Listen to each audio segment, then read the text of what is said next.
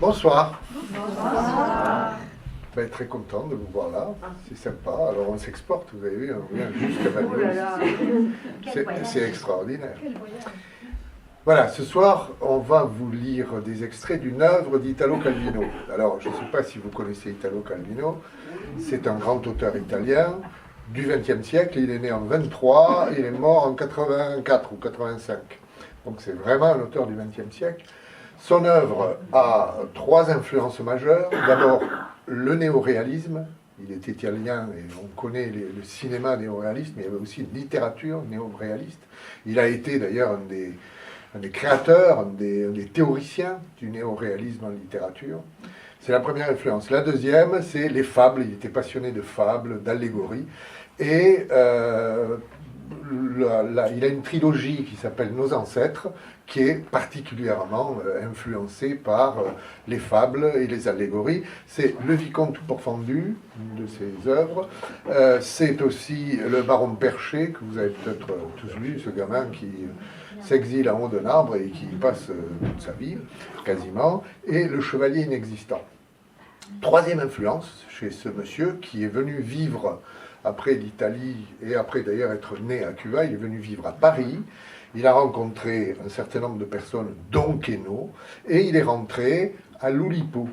Alors l'Oulipo, c'est l'ouvreur de littérature potentielle. C'est un groupe d'écrivains qui décidaient d'écrire sous contrainte. Ils se fixaient des contraintes d'écriture et ils partaient comme ça. L'œuvre qu'on va vous lire ce soir vient de ces deux influences, fables, mais également, bien sûr, Oulipo.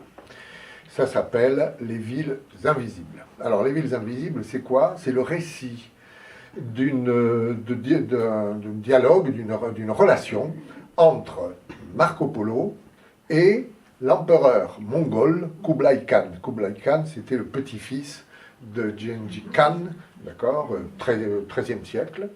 Et c'est réel, Marco Polo a effectivement rencontré cet homme-là.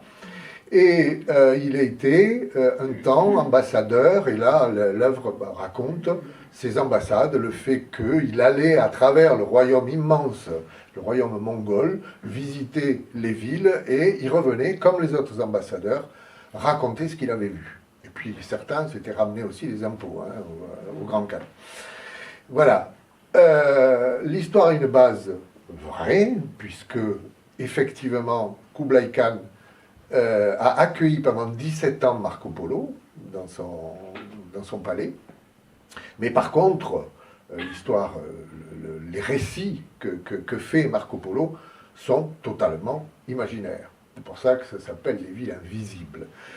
Maintenant, si vous vous laissez aller sans a priori aux mots de Marco Polo, les mots sont en fait d'Italo Calvino, eh bien ces villes, je vous garantis que vous allez les voir, vous allez les apercevoir. Maintenant, il n'y a rien de logique là-dedans, c'est vraiment de l'imaginaire, il faut vraiment se laisser couler. S'il y a des moments où ça ne passe pas, vous laissez, vous allez toujours trouver quelque chose dans cette œuvre qui est évidemment magnifique. Alors, alors c'est un peu la première fois qu'on prend un texte dans sa totalité, qu'on en extrait et qu'on fait vraiment une soirée sur un texte.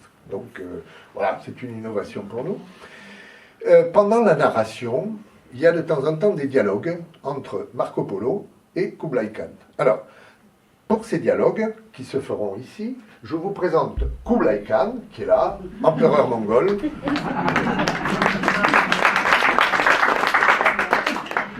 Et Marco Polo, grand navigateur, ambassadeur de Kublai Khan. Alors, pour la petite histoire, c'est comme ça, c'est deux Bernard. Bernard Kublai et Bernard Polo. Voilà. Alors on t'appellera Polo, décidément. Voilà. Ensuite, il y a des lectures de villes tout au long de notre soirée, puisque le bouquin est évidemment construit à travers des récits de villes. Pour ces récits de villes, ils seront faits ici. D'accord? Ici, ce ne sera pas toujours notre ami Marco Polo qui les lira, c'est indifféremment des lecteurs donc, de notre association, mais sachez que chaque fois que la personne est là, à part moi, c'est vraiment Marco Polo qui vous parle.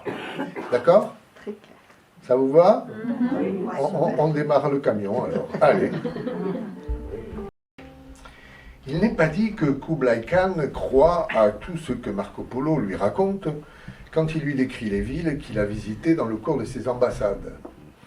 Mais en tout cas, l'empereur des Tartares continue d'écouter le jeune Vénitien avec plus de curiosité et d'attention qu'aucun de ses autres envoyés ou explorateurs. Il y a un moment dans la vie des empereurs qui succède à l'orgueil d'avoir conquis des territoires d'une étendue sans borne, à la mélancolie et au soulagement de savoir que bientôt il ne faudra renoncer à les connaître et les comprendre, une sensation, dirait-on, de vide qui nous prend un soir, avec l'odeur des éléphants après la pluie et de la cendre de santal quand elle se refroidit dans les brasiers éteints, un vertige qui fait trembler fleuves et montagnes, sur la croupe fauve des planisphères, laisse s'enrouler l'une sur l'autre les dépêches qui nous annoncent l'écroulement des dernières années ennemies, écaillent la cire des cachets des rois, dont on n'a jamais entendu le nom, et qui implorent la protection de leurs armées victorieuses en échange de tributs annuels en métaux précieux, potanés et carapaces de tortue.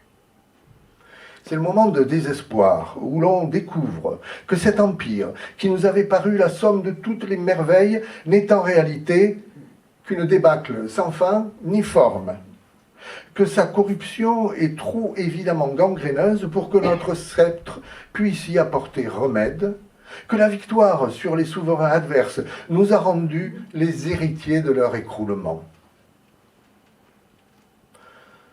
C'est dans les seuls comptes rendus de Marco Polo que Kublai Khan pouvait discerner, à travers murailles et tours promises à tomber en ruine, le filigrane d'un dessin suffisamment fin pour échapper à la morsure des termites.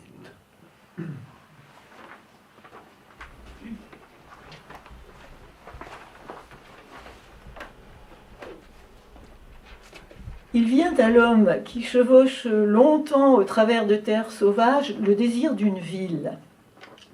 Pour finir, il arrive à Isidora, une ville où les palais ont des escaliers en colimaçon incrustés de coquillages marins, où l'on fabrique des lunettes et violons dans les règles de l'art, où lorsque l'étranger hésite entre deux femmes, il en rencontre toujours une troisième, où les combats de coqs dégénèrent en rixes sanglantes, mettant aux prises les parieurs.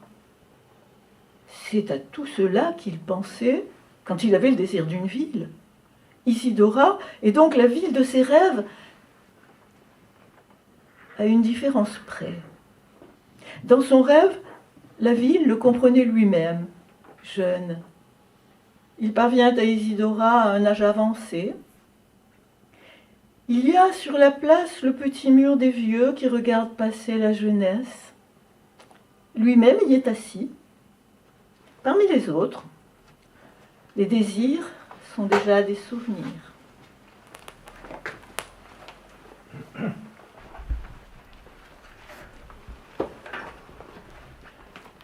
Isora, la ville aux mille puits, s'est élevée, présume-t-on, sur un profond lac souterrain.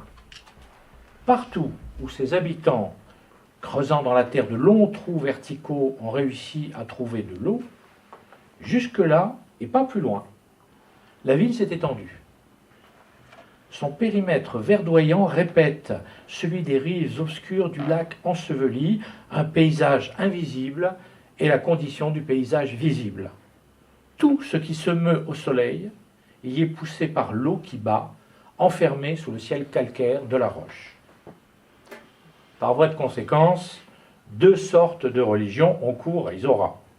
Les dieux de la ville, selon les uns, habitent dans les profondeurs, dans le lac noir qui nourrit les sources souterraines, et selon les autres, les dieux demeurent dans les seaux qui remontent au bout d'une corde, quand ils apparaissent sur la margelle des puits, ou dans les poulies qui tournent, dans les capestans des norias, dans les leviers des pompes, dans les pales des moulins à vent qui tirent l'eau des forages, dans les constructions en treillis qui commandent le vrillement des sondeuses, dans les réservoirs suspendus sur les toits, posés sur des piquets, dans les arcs légers des aqueducs, dans toutes les colonnes d'eau, les tubes verticaux, les flotteurs, les trop-pleins, jusqu'aux girouettes qui surmontent les échafaudages aériens d'Isora.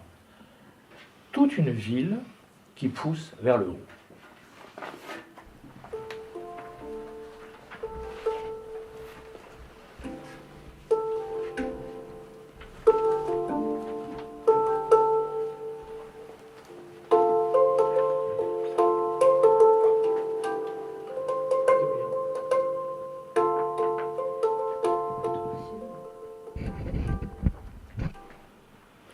Chargés d'inspecter les provinces reculées, les employés et les percepteurs du Grand Khan faisaient ponctuellement un retour au palais de Kemenfu et au jardin de Magnolia, à l'ombre desquels Kublai se promenait en écoutant leurs longues relations. Les ambassadeurs étaient perses, arméniens, syriens, coptes ou turcomanes. L'empereur par nature est étranger à chacun de ces sujets. L'Empire ne pouvait manifester son existence à Kublai qu'à travers d'yeux et d'oreilles étrangers. Dans des langues incompréhensibles au Khan, les envoyés rapportaient des nouvelles qu'ils avaient entendues dans d'autres langues à eux-mêmes incompréhensibles. De cette opaque épaisseur sonore émergeaient les chiffres encaissés par le fisc impérial, les noms et patronymes des fonctionnaires démis et décapités, les dimensions des canaux d'irrigation que les maigres fleuves nourrissaient par les temps de sécheresse. Mais, quand c'était au jeune Vénitien de faire son rapport, une communication d'un tout autre genre s'établissait entre l'empereur et lui. Nouvellement arrivé et parfaitement ignorant des langues de l'Orient, Marco Polo ne pouvait s'exprimer autrement que par gestes, en sautant, en poussant des cris d'émerveillement et d'horreur, avec des hurlements de bêtes et des ululements, ou à l'aide d'objets qui sortaient de ses sacs, plumes d'autruche, sarbacanes, morceaux de quartz, et disposés devant lui comme les pièces d'un échiquier. De retour des missions auxquelles Kublai l'affectait, l'ingénieur étranger improvisait des pantomimes que le souverain devait interpréter. Une ville était désignée par le bond d'un poisson qui s'enfuyait du bec du cormoran pour tomber dans un filet. Une autre ville par un homme nu qui traversait le feu sans se brûler. Une troisième par un crâne qui tenait entre ses dents couvertes de verre de gris une perle blanche et ronde. Le Grand Khan déchiffrait les signes. Mais le lien entre ces derniers et les endroits à visiter demeurait incertain. Il ne savait jamais si Marco voulait représenter une aventure qui lui serait arrivée au cours de son voyage, l'histoire du fondateur de la ville, la prophétie d'un astrologue, un rébus ou une charade pour indiquer un nom. Mais que ce fût clair ou obscur, tout ce que Marco montrait avait le pouvoir des emblèmes qu'on ne peut, les ayant vus une fois, oublier ni confondre. Dans l'esprit du Khan, l'Empire se reflétait sur un désert de dates éphémères et interchangeables, comme des grains de sable, desquels émergeaient, pour chaque ville et province, les figures évoquées par les logogriffes du Vénitien. Avec la succession des saisons et des ambassades, Marco se forma à la langue tartare.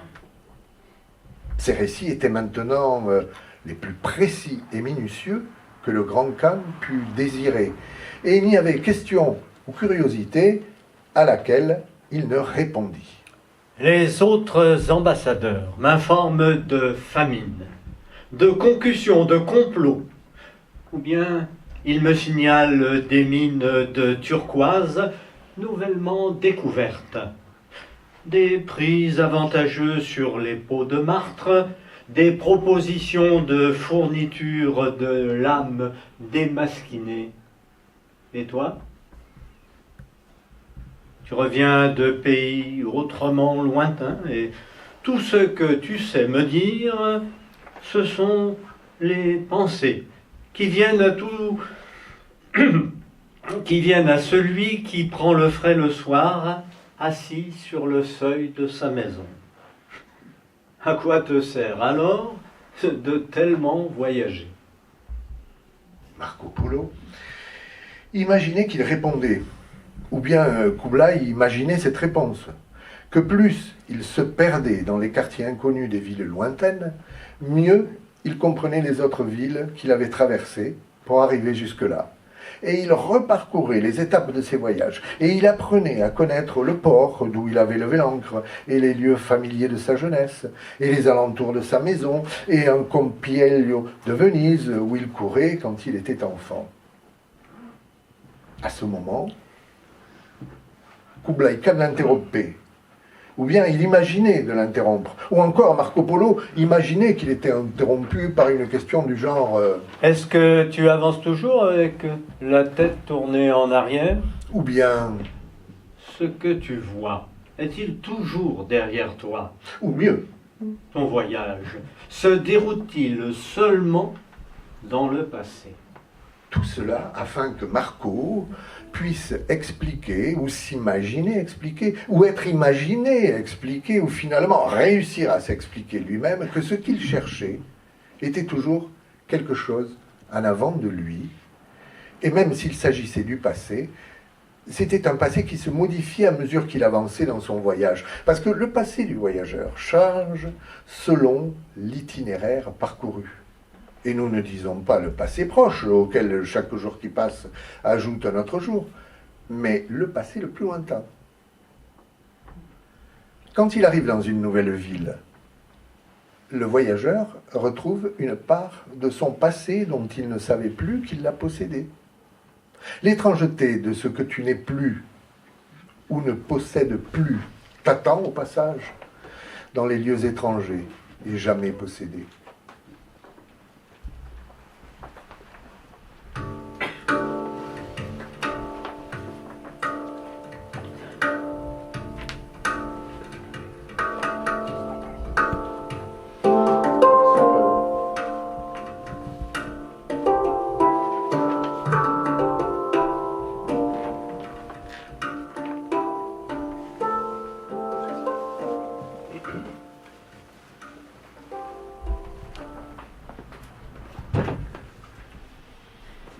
Je dirais maintenant de la ville de Zénobie qu'elle a ceci d'admirable. Bien que située sur un terrain sec, elle repose sur de très hauts pilotis. Les maisons sont de bambou et de zinc, avec un grand nombre de galeries et balcons. Elles sont placées à des hauteurs différentes comme sur des échasses qui se défient entre elles et reliées par des échelles et des passerelles, surmontées par des belvédères couverts de toits coniques, de tonneaux, qui sont des réservoirs d'eau, de girouettes tournant au vent, et il en dépasse des poulies, des cannes à pêche et des grues. Quel besoin, ou quel commandement, ou quel désir a-t-il donc poussé les fondateurs de Zénobie à donner cette forme à leur ville? On n'en sait plus rien. Et en conséquence, on ne peut dire si ce besoin, ou commandement, ou désir se trouve satisfait par la ville. Comme nous la voyons aujourd'hui, quoi. Qui peut être, peut-être, agrandi par superposition successive d'un premier dessin désormais indéchiffrable. Mais ce qui est sûr, c'est que si l'on demande à un quelconque habitant de Zénobie de nous dire comment il verrait le bonheur de vivre, c'est toujours une ville comme Zénobie qu'il imagine, avec ses pilotis et ses échelles. Une Zénobie peut-être toute différente, déployant bannières et rubans, mais déduite toujours de la combinaison d'éléments de ce modèle premier. Cela dit, Il n'y a pas à établir si Zénobie était classée parmi les villes heureuses ou malheureuses. Ce n'est pas entre ces deux catégories qu'il y a du sens à partager les villes, mais entre celles-ci. Celles qui continuent au travers des années et des changements à donner leur forme au désir, et celles où les désirs en viennent à effacer la ville, ou bien sont effacés par elle. À 80 miles, du côté du Noroît, l'homme arrive à la ville de Fémy, où convergent à chaque solstice et à chaque équinoxe les marchands des 7 nations. La barque qui y accoste avec un chargement de gingembre, de coton, appareillera à la cale pleine de pistaches et de graines de pavot, et la caravane, à peine déchargée de ses sacs de noix de muscade et de raisins secs, bourre déjà pour le retour ses bas de rouleaux de mousseline dorée. Mais ce qui pousse à remonter les fleuves et à traverser les déserts pour venir jusqu'ici, ce n'est pas seulement l'échange de marchandises que l'on retrouve partout, dans tous les bazars, à tes pieds, sur les mêmes nattes jaunes, à l'ombre des mêmes rideaux tu-mouches, offertes avec les mêmes soi-disant rabais. Non, non, non. Ce n'est pas seulement pour vendre et pour acheter qu'on vient à Euphémie, mais aussi parce que la nuit, auprès des feux allumés tout autour du marché, assis sur des sacs ou sur des tonneaux, ou bien étendus sur des piles de tapis, à chaque mot que l'on prononce comme loup, sœur, trésor caché, bataille, Galles, amants, chacun raconte sa propre histoire de loup, de sœur, de Galles, de bataille, d'amants. Et tu sais que, durant le long voyage qui t'attend, quand, pour rester éveillé, bercé par le chameau ou la jonque, tu te mets à faire défiler tous tes souvenirs, l'un après l'autre. Et là, ton loup sera devenu un autre loup. Ta sœur sera une sœur différente. Ta bataille, d'autres batailles. En revenant de Fémy, la ville où s'échange la mémoire aux solstices et aux équinoxes.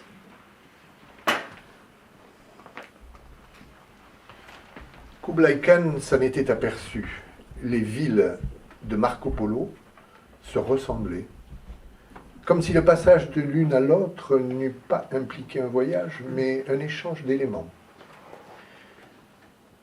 À présent, à partir de chaque ville que Marco lui décrivait, l'esprit du grand Khan partait pour son propre compte. Et la ville, une fois démontée pièce à pièce, il la reconstruisait d'une autre façon, par substitution, déplacement, interversion de ses ingrédients. Marco, cependant, continuait à relater son voyage.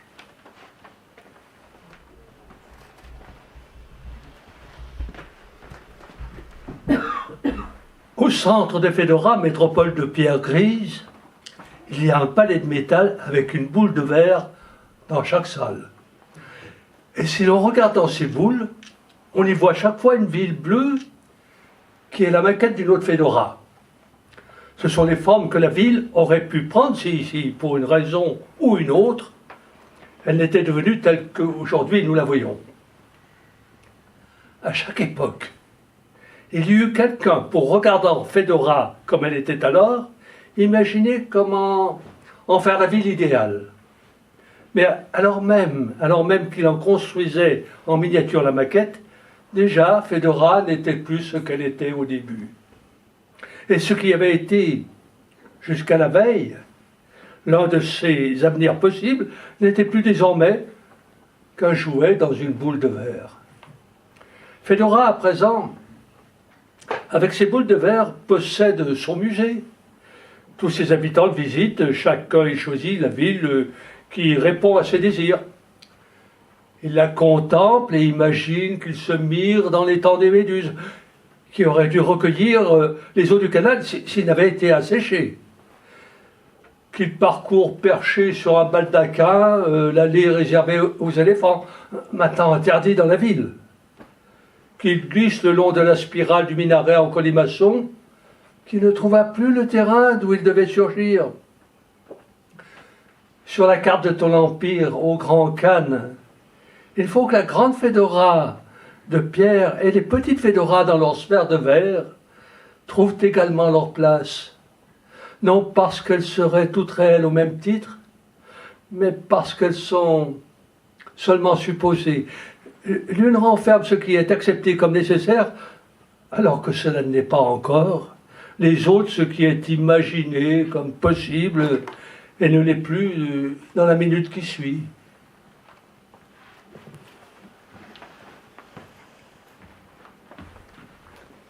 Si Armille est ce qu'elle est, parce que inachevée ou bien démantelée, s'il se trouve derrière elle un sortilège ou seulement un caprice, pour ma part, je l'ignore. Le fait est qu'elle n'a ni mur, ni plafond, ni plancher. Elle n'a rien qui la fasse ressembler à une ville, sinon les conduites d'eau qui montent verticalement où devraient être les maisons et se ramifient là où devraient être les étages. Une forêt de tubes qui se termine en robinet, en douche, en siphon, en trop-plein. Contre le ciel resplendissent un lavabo ou une baignoire ou d'autres faïences, comme des fruits tardifs demeurés dans les arbres. On dirait que les hydrauliciens ont fait leur travail et qu'ils sont partis avant l'arrivée des maçons. Ou encore que leurs installations indestructibles ont résisté à une catastrophe. Un tremblement de terre, une invasion de termites. Abandonnées avant ou après qu'elle eût été habitée, on ne peut dire d'Armille qu'elle est déserte, parce qu'à toute heure, levant les yeux parmi les canalisations, il n'est pas rare de découvrir une jeune dame ou plusieurs, svelte, de petite taille, qui lézardent dans les baignoires, qui s'inclinent sous les douches suspendues dans le vide, qui font leurs ablutions, ou qui s'essuient, ou qui se parfument, ou qui peignent leurs longs cheveux devant un miroir. Au soleil brillent les filets d'eau qu'éparpillent les douches, et les jets des robinets, les giclées d'eau, l'écume des éponges, les éclaboussures. L'explication à laquelle je suis arrivée est la suivante. Des cours d'eau canalisés dans les tuyauteries d'Armille, les nymphes et les naïades sont demeurées maîtresses.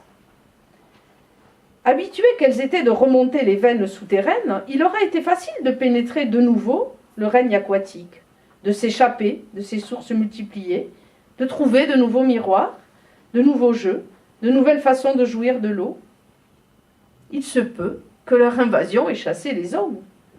Il se peut qu'Armille ait été construite par les hommes comme un présent destiné à concilier les bonnes grâces des nymphes offensées par notre mainmise sur l'eau. En tout cas, elles paraissent à présent contentes, les petites dames, et le matin, on les entend qui chantent.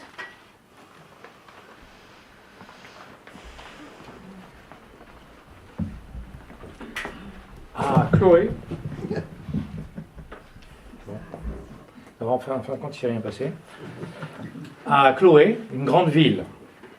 Les gens qui passent dans les rues ne se connaissent pas.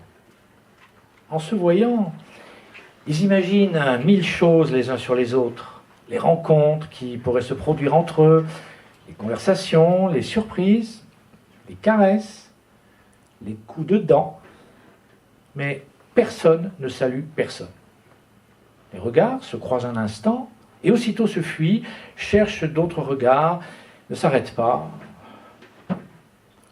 Passe une jeune fille qui fait remuer une ombrelle qu'elle tient sur l'épaule et aussi un peu la rondeur de ses hanches.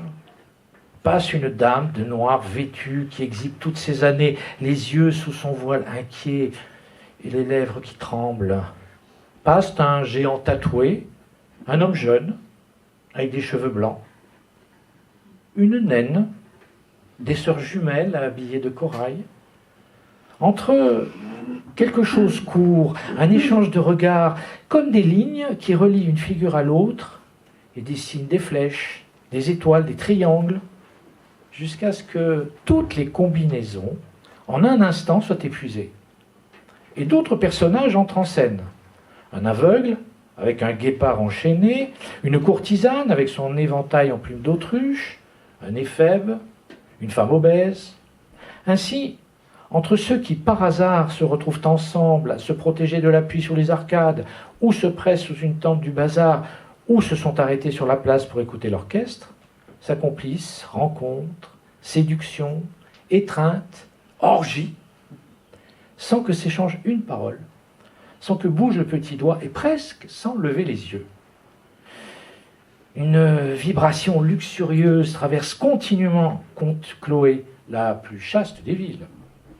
Si hommes et femmes se mettaient à vivre leurs songes fugitifs, chaque fantasme deviendrait une personne avec qui commençait une histoire de poursuite, simulation, malentendu, heurts, oppression, et cesserait de tourner le manège des fantaisies.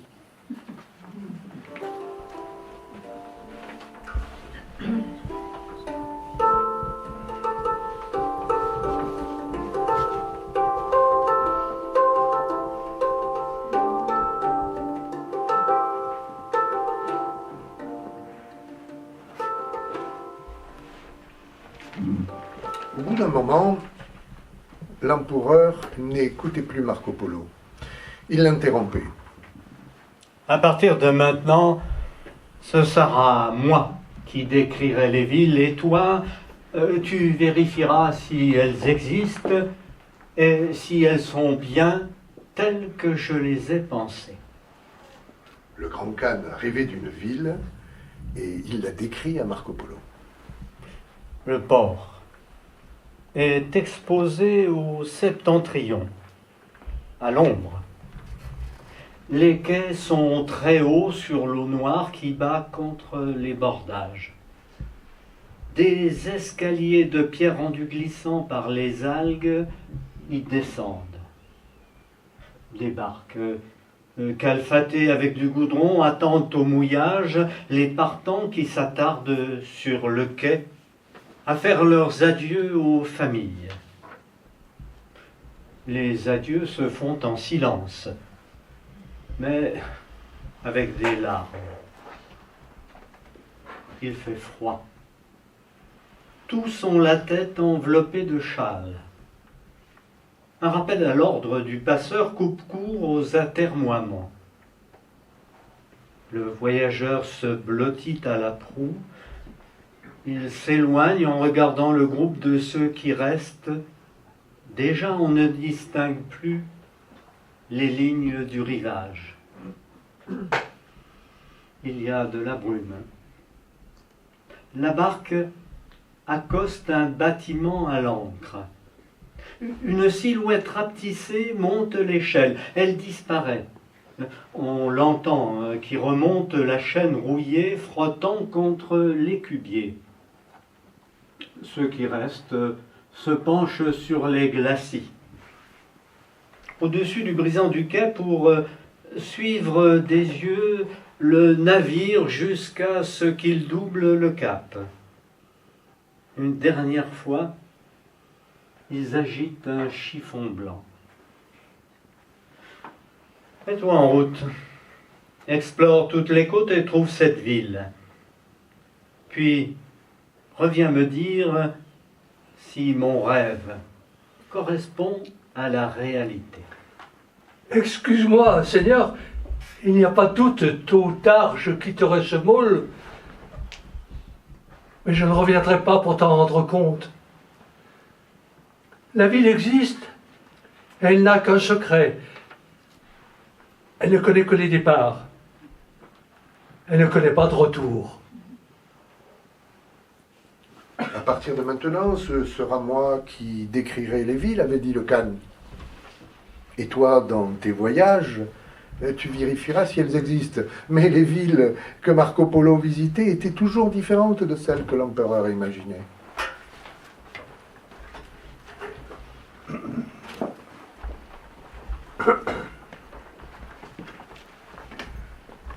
Ayant pénétré sur le territoire qui a Eutropie pour capitale, Le voyageur voit non pas une ville, mais plusieurs, d'égale importance, et toutes semblables, dispersées sur un vaste plateau ondulé.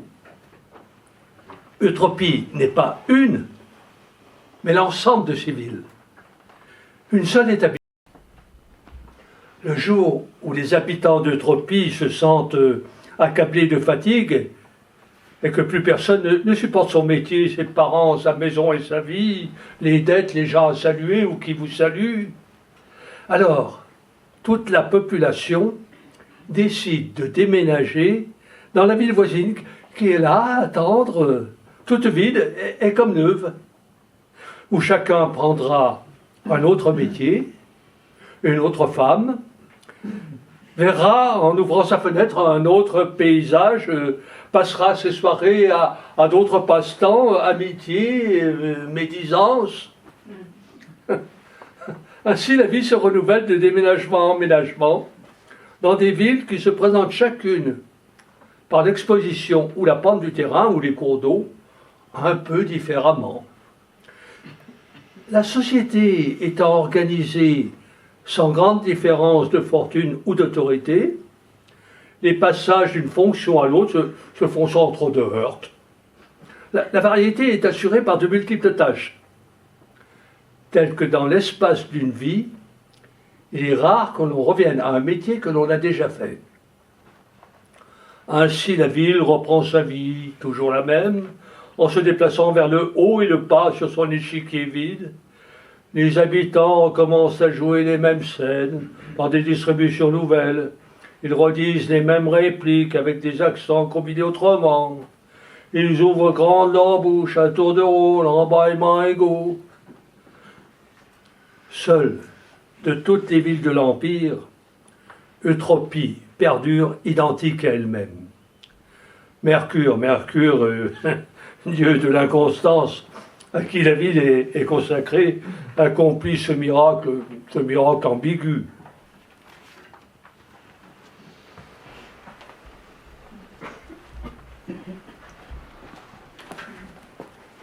C'est selon l'humeur de celui qui la regarde que Zemrud prend sa forme. Si tu y passes en sifflotant, le nez au vent, conduit par ce que tu siffles, tu la connaîtras de bas en haut. Balcon, rideau qui s'envole, jet d'eau. Mais si tu marches le menton sur la poitrine, les ongles enfoncés dans la paume de la main, ton regard ira se perdre à ras de terre dans les ruisseaux, les bouches d'égout, les restes de poissons, les papiers sales. Tu ne peux pas dire que l'un des aspects de la ville est plus réel que l'autre.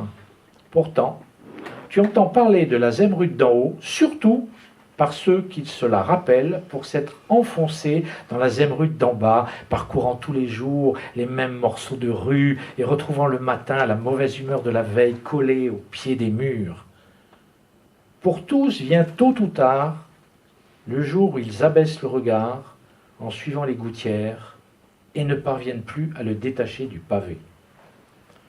Le cas opposé n'est pas exclu, mais il est plus rare. C'est pourquoi nous continuons à tourner dans les rues de Zemrud avec des yeux qui désormais fouillent plus bas que les caves, jusque dans les fondations et les puits.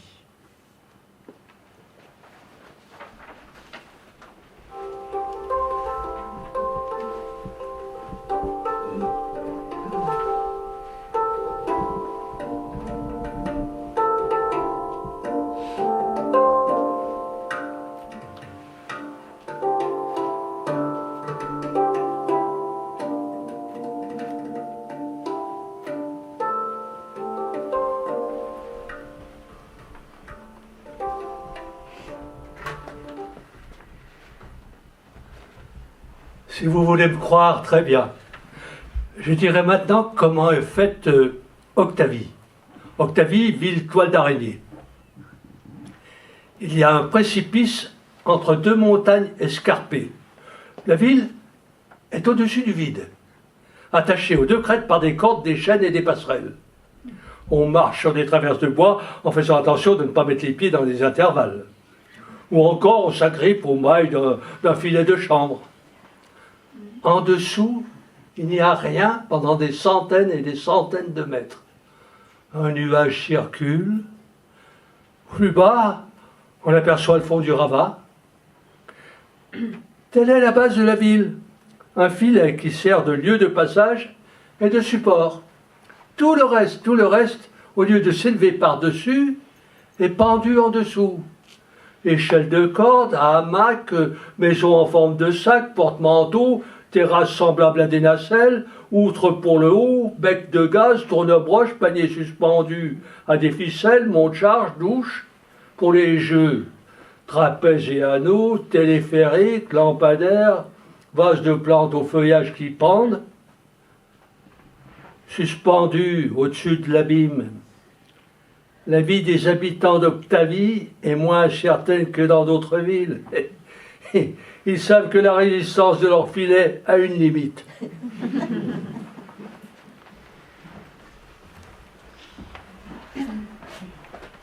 À Ercilly, pour établir les rapports qui régissent la vie de la ville, les habitants tendent des fils qui joignent les angles des maisons. Donc les fils sont blancs, ou noirs, ou gris, ou blancs et noirs, selon qu'ils signalent des relations de parenté, d'échange, d'autorité, de délégation.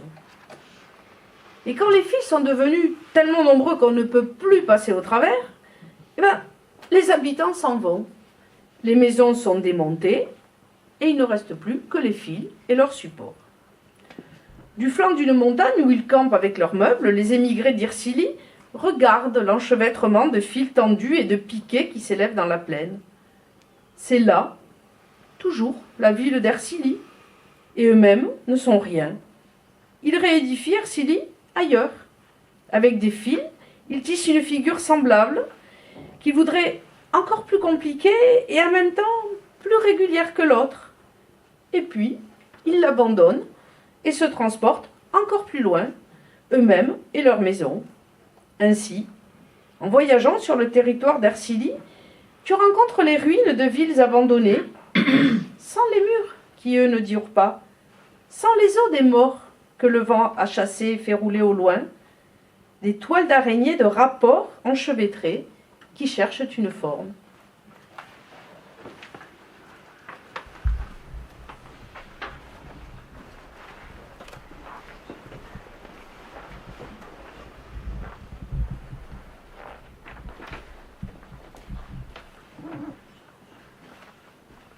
Après avoir marché 7 jours à travers bois, celui qui va à Baucis ne réussit pas à la voir. Et il est arrivé. Des perches qui s'élèvent du sol à grande distance les unes des autres et se perdent au-dessus des nuages soutiennent la ville. On y monte par de petits escaliers. Les habitants se montrent rarement à même le sol. Ils sont déjà là-haut, tout le nécessaire, et ils préfèrent ne pas redescendre. Rien de la ville ne touche terre en dehors de ces longues pattes de phénicoptères sur lesquelles elles s'appuient. Et les jours où il y a de la lumière, d'une ombre dentelée, anguleuse, qui se dessine sur le feuillage. On fait 3 hypothèses sur les habitants de Baucis. Qu'ils haïssent la terre, qu'ils la respectent au point d'éviter tout contact avec elle, qu'ils l'aiment telle qu'elle était avant eux, et que c'est dans de longues vues et de télescopes pointés vers le bas, ils ne se lassent pas de la passer en revue, feuille par feuille, rocher par rocher, fourmi par fourmi, et contemplant, fascinés, leur propre absence.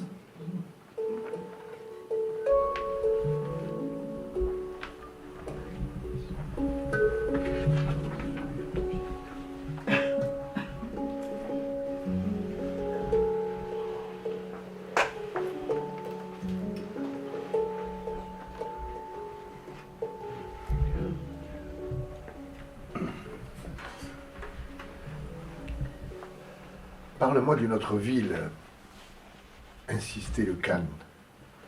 Alors Marco recommença à parler et à énumérer le nom et les coutumes et les commerces d'un grand nombre de terres. Son répertoire pouvait être dit inépuisable. Mais ce coup-ci, ce fut à lui de se rendre. C'était l'aube quand il dit.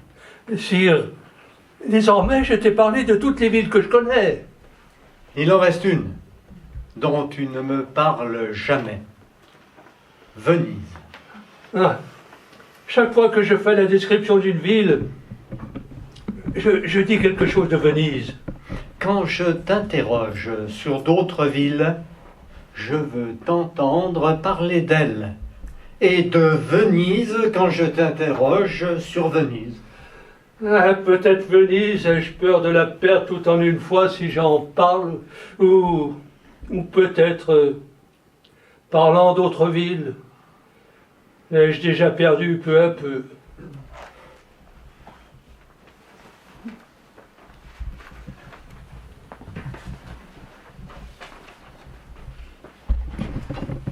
Longtemps, Pyrrha était pour moi une ville enchâssée sur les pentes d'un golfe, avec de hautes fenêtres et des tours, fermée comme une coupe, avec au milieu une place profonde comme un puits, et au milieu de la place un puits. Je ne l'avais jamais vue. C'était une de ces nombreuses villes où je ne suis jamais allée et que j'imagine seulement à travers leurs noms. Euphrasie, Odile, Margara, Gétulie, Pyrrha avait sa place parmi elles, distincte de toutes les autres, comme chacune des autres, unique aux yeux de l'esprit. Vint le jour où mes voyages me conduisirent à Pyrrha.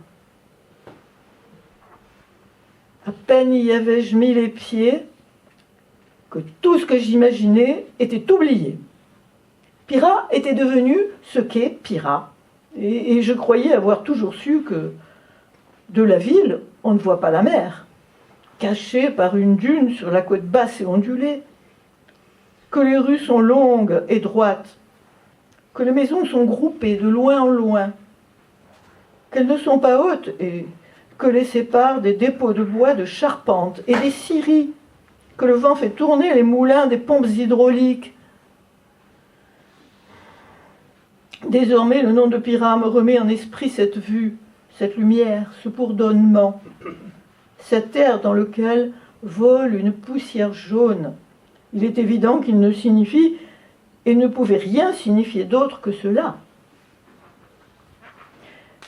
Mon esprit contient toujours un grand nombre de villes que je n'ai pas vues et ne verrai pas, des noms qui portent avec eux une image, ou un fragment, ou un reflet d'image imaginée. Gétulie, Odile, Euphrasie, Margara. La ville haute, sur le golfe, est toujours là, elle aussi, avec sa place fermée autour du puits. Mais je ne peux plus l'appeler par un nom, me rappeler comment j'ai pu lui donner ce nom qui signifie tout autre chose.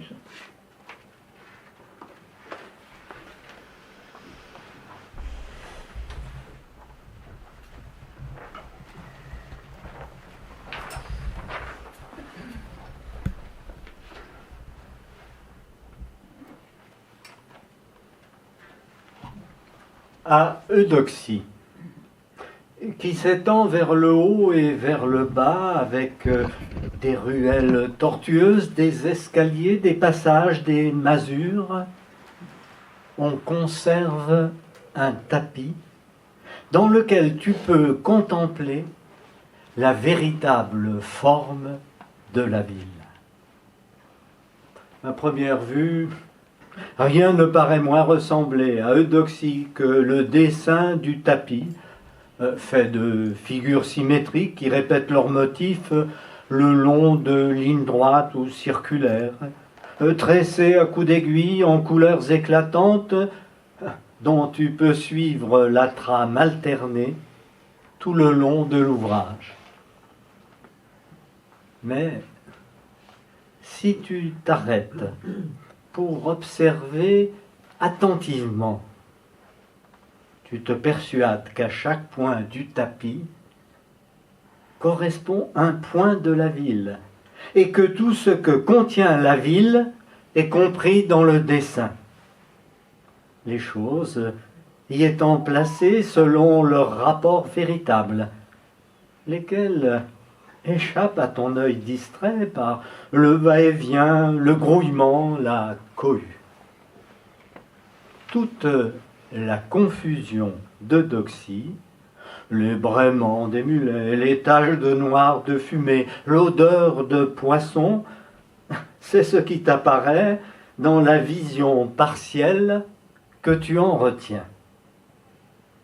Mais le tapis démontre qu'il existe un point à partir duquel la ville laisse voir ses proportions véritables, le schéma géométrique implicite à chacun de ses moindres détails. Se perdre dans Eudoxie est facile, mais quand tu t'appliques à scruter le tapis, tu reconnais la rue que tu cherchais sous l'espèce d'un fil cramoisi ou indigo ou amarante qui, après un grand tour, te fait pénétrer dans un enclos de couleur pourpre, lequel constitue ton point d'arrivée véritable. Tout habitant d'Eudoxie confronte, à l'ordre immobile du tapis, une image de la ville, une angoisse qui lui appartiennent en propre, et chacun peut trouver, dissimulée parmi les arabesques, une réponse. L'histoire de sa vie, les caprices du destin.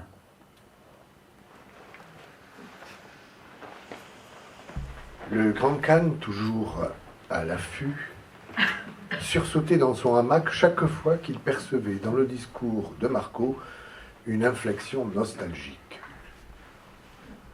C'est pour te délivrer de ton mal de pays que tu es allé si loin. Tu reviens de tes expéditions, la cale pleine de regrets. Maigres acquisitions, à vrai dire, pour un marchand de sérénissime. Je me demande, quand tu as pu visiter tous les pays que tu me décris, il me semble à moi que tu n'as jamais bougé de ce jardin. Tout ce que je vois, tout ce que je fais, prend son sens dans un espace mental où règne le même calme qu'ici, la même pénombre, le même silence parcouru de bruissements de feuilles. Au moment où je me concentre pour réfléchir, je me retrouve toujours dans ce jardin, à cette heure-ci du soir, en ton auguste présence, quoique bien occupé et sans repos à remonter le fleuve vert de crocodile ou à compter les barils de poissons salés qu'on descend dans la cale. Moi non plus. Je ne suis pas sûr d'être ici, à me promener parmi les fontaines de porphyre, écoutant l'écho des jets d'eau, plutôt qu'un cheval couvert de sueur et de sang à la tête de toute mon armée, conquérant les pays que tu devras décrire, ou bien coupant les doigts des assaillants qui grimpent au mur d'une forteresse assiégée. Peut-être ce jardin n'existe-t-il qu'à l'ombre de nos paupières baissées. Et n'avons-nous jamais cessé, toi, de soulever la poussière sur les champs de bataille, moi de marchander les sacs de poivre des marchés lointains. Mais chaque fois qu'au milieu du vacarme et de la foule, nous fermons à demi les yeux, il nous est donné de nous retirer ici, vêtus de kimono de soie, pour considérer ce que nous sommes en train de voir et de vivre, pour faire des additions, contempler à distance. Peut-être peut-être les terrasses de ce jardin ne donnent-elles que sur le lac de notre esprit. Et aussi loin, que nous portent nos entreprises tourmentées de condottières ou de marchands, toi et moi, gardons au-dedans de nous-mêmes cette ombre silencieuse, cette conversation et ces pauses, ce soir, toujours égales. À moins que l'on doive faire l'hypothèse inverse. Que ceux qui s'évertuent dans les campements et les ports n'existent que parce que nous y pensons, nous deux, enfermés dans ces haies de bambou, immobiles depuis toujours. Que le travail, les hurlements, les plaies, la puanteur n'existent pas, mais seulement cet azalée. Que les porteurs, les casseurs de pierre, les balayeurs, les cuisinières qui préparent l'intérieur des poulets, les blanchisseuses penchées sur la pierre, les mères de famille qui allaitent leur nouveau-né en remuant du riz, n'existent que parce que nous pensons à eux. À vrai dire, moi je n'y pense jamais. Alors ils n'existent pas. Ça ne paraît pas une conjoncture convenable. Sans eux, nous ne pourrions passer notre temps à nous balancer dans le cocon de nos hamacs. Alors notre seconde hypothèse est à exclure. Et c'est l'autre qui est la bonne. Que existe et pas nous. Nous avons démontré que si nous y étions, nous n'y serions pas. De fait, c'est ici que nous sommes.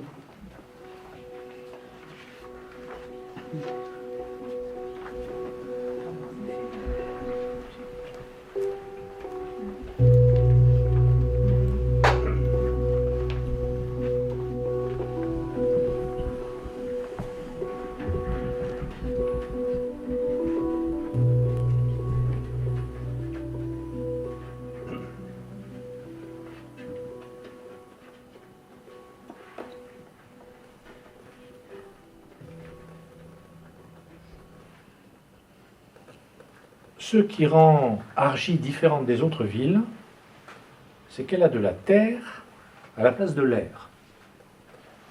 Les rues sont complètement enterrées. Les pièces des maisons sont pleines de fine argile jusqu'au plafond. Sur les escaliers se pose, en négatif, un autre escalier.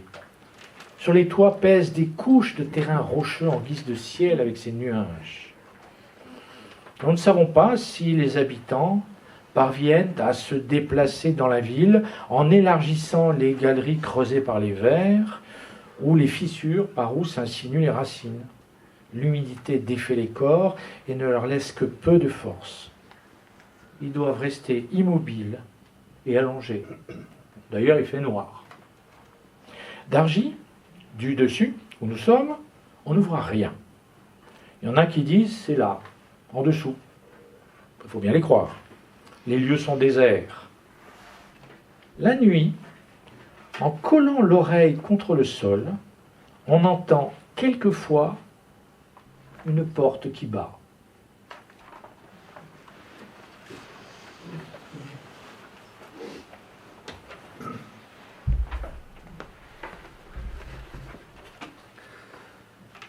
Celui qui arrive à Tecla voit peu de choses de la ville. Derrière les palissades de planches, les abris en toile de sac, les échafaudages, les armures métalliques, les ponts de bois suspendus à des cordes ou soutenus par des chevalets, les échelles, les treillis. Alors il demande, pourquoi la construction de Tecla dure-t-elle si longtemps? Et les habitants, sans arrêter de hisser les eaux, de jouer des fils à plomb, de promener vers le haut et le bas de pinceaux, répondent, pour que ne commence pas la destruction. Et quand on leur demande s'ils craignent qu'à peine ôter les échafaudages, la ville se mette à craquer et tomber en morceaux, ils ajoutent très vite et à voix basse, pas la ville seulement. Si insatisfait des réponses, quelqu'un applique un œil à la fente d'une palissade, il voit des grues qui soulèvent d'autres grues, des échafaudages qui recouvrent d'autres échafaudages, des poutres qui étayent d'autres poutres. Mais quel sens a votre chantier, demande-t-il? Quel est le but d'une ville en construction, sinon une ville? Où est le plan que vous suivez, le projet? Nous te montrerons dès que la journée sera finie. Maintenant, nous ne pouvons pas nous arrêter. Le travail cesse au coucher du soleil. La nuit descend sur le chantier. C'est une nuit étoilée. Voilà le projet, disent-ils.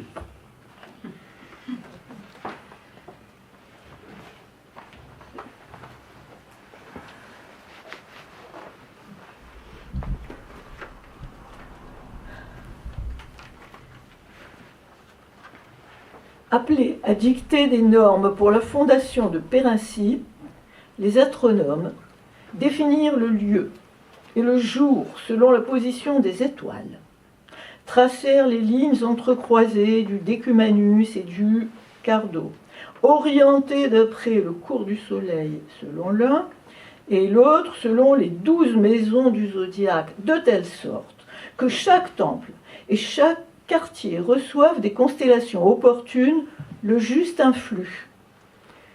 Ils fixèrent l'endroit dans les murs où ouvrir les portes, prévoyant que chacune cadrerait une éclipse à la lune dans les 1000 ans à venir.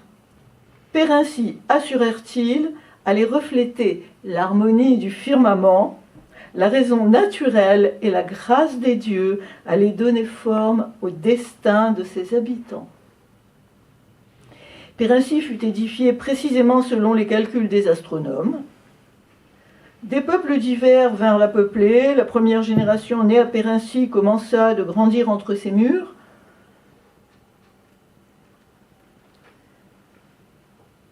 Et ceux-là, à leur tour, arrivèrent à grandir et à l'âge de se marier, d'avoir des enfants. Et dans les rues, sur les places de Périncie aujourd'hui, tu rencontres des estropiés, des nains, des bossus, des obèses, des femmes à barbe. Mais on ne voit pas le pire. Les hurlements gutturaux sortent des caves et des greniers où les familles cachent des enfants à 6 jambes ou à 3 têtes. Les astronomes de Périncie se trouvent devant un choix difficile.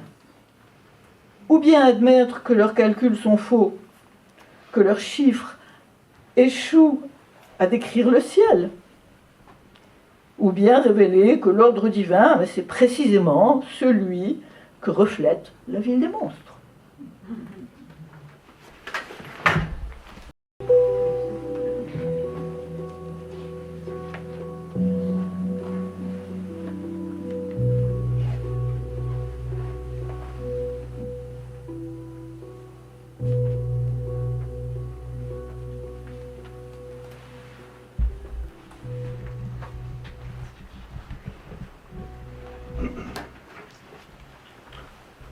Toi qui regardes autour de toi et vois les signes, tu sauras me dire vers lequel de ces avenirs nous poussent les vents propices? Tout est inutile si l'ultime accostage ne peut être que la ville infernale. Si c'est là, dans le fond, que, sur une spirale toujours plus resserrée, va finir le courant.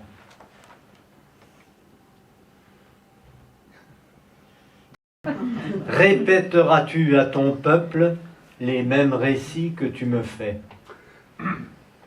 Moi, je parle, mais celui qui m'écoute ne retient que les paroles qu'il attend.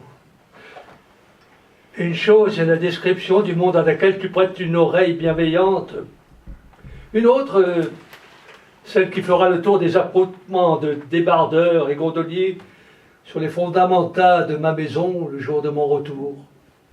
Une autre encore, celle que je pourrais dicter dans mon vieil âge, si jamais je venais être fait prisonnier par les pirates chinois et mis au fer dans une cellule en compagnie d'un auteur de romans d'aventure.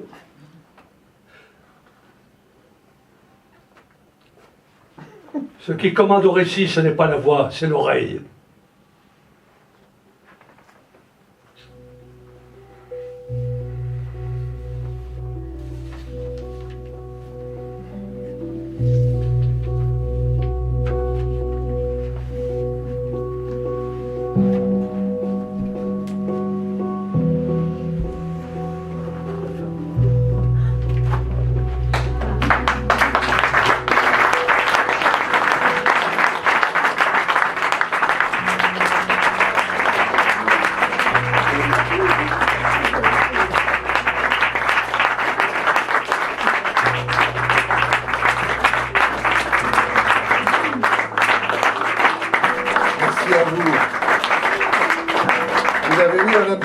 Texte qu'on voulait en rajouter finalement. Bon, mais alors maintenant on a affrété des cars dehors, vous allez dire à quelle ville vous voulez aller, et puis on vous amène. Et c'est obligatoire d'en choisir une, désolé. Voilà, très content d'avoir fait ça devant vous. Merci vraiment. Alors, nous faisons ça, ce genre de choses tous les mois, le plus souvent à Banyuls, mais vous voyez, on s'exporte, des fois loin d'ailleurs. Le mois prochain, là, parce que là c'était pas très loin. Voilà. Le mois prochain, nous ferons une journée spéciale pour les enfants. Il y a un événement, il paraît, autour du 25, un truc comme ça. Voilà, on racontera, on fera des contes pour les enfants le jeudi 28 à Banyuls, dans le hall de la mairie. En janvier, on vous laissera la parole. Vous savez que de temps en temps, nous faisons ce qu'on appelle une scène ouverte. C'est vous qui venez lire vos coups de cœur. Donc là, il ne faut pas hésiter. Il faut venir avec les textes que vous aimez pour partager avec nous vos coups de cœur. Voilà, on se rend compte que quand on lit un texte qu'on aime, on le lit toujours bien. Voilà, en février, voilà, c'est ça, en février, la traditionnelle nuit de la Saint-Valentin se déroulera aussi à Banyuls, salle Novelty. Là, on vous réserve un moment absolument joyeux et un peu déjanté avec un garçon que vous avez sans doute connu qui s'appelle Bobby Lapointe, avec tout son répertoire qui sera lu et chanté à l'accordéon. Enfin, ça va être un moment, je pense, délicieux. Et puis, on vous réserve, si on peut, on n'a pas encore les rendez-vous, une surprise aussi pour cette Saint-Valentin. Voilà. Merci beaucoup. Si vous voulez nous soutenir, parce que malheureusement on a des frais, une petite boîte discrète là-bas, en sortant, vous mettez quelque chose dedans, on vous en remercie d'avance. Voilà, bonne soirée, j'espère que vous avez aimé.